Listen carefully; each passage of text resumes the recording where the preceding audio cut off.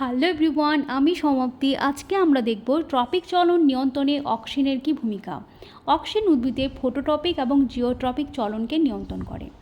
কাণ্ড ও মূলে আলোকিত অংশের দিকে কম অক্সিন এবং আলোর বিপরীত দিকে বেশি অক্সিন সঞ্চিত হয়। উদ্ভিদের কাণ্ড এবং মূলের অক্সিনের কনসেন্ট্রেশন ভিন্নভাবে কাজ করে।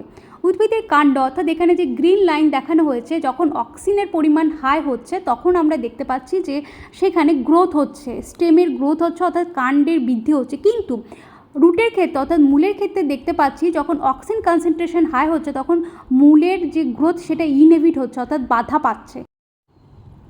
কাণ্ডে যেখানে লাইট পড়ছে তার বিপরীত দিকে অক্সিজেনের পরিমাণ বৃদ্ধি পাচ্ছে অর্থাৎ শেডেড সাইডের দিকে। সেই দিকে সেল ইলংগেশন হচ্ছে এবং কাণ্ডের গ্রোথ বৃদ্ধি পাচ্ছে। অন্যদিকে যেখানে আলো পড়ছে সেই রিজিয়নে অক্সিজেনের পরিমাণ কম থাকায় সেল ইলংগেশন কম হচ্ছে এবং কাণ্ডটি লাইটের দিকে ক্রমশ বৃদ্ধি পাচ্ছে।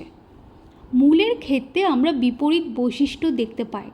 মূলের যে রিজিয়নে অক্সিজেনের পরিমাণ কম অর্থাৎ যেদিকে লাইট পড়ে সেই রিজিয়নে অক্সিজেনের পরিমাণ কম, সেই অংশে দ্রুত সেল ইলংগেটেড হয়। এখানে আলোর বিপরীত দিকে মূল বৃদ্ধি পায় অর্থাৎ মূলের ক্ষেত্রে কম অক্সিজেনের পরিমাণে বেশি বৃদ্ধি ঘটে মূলের।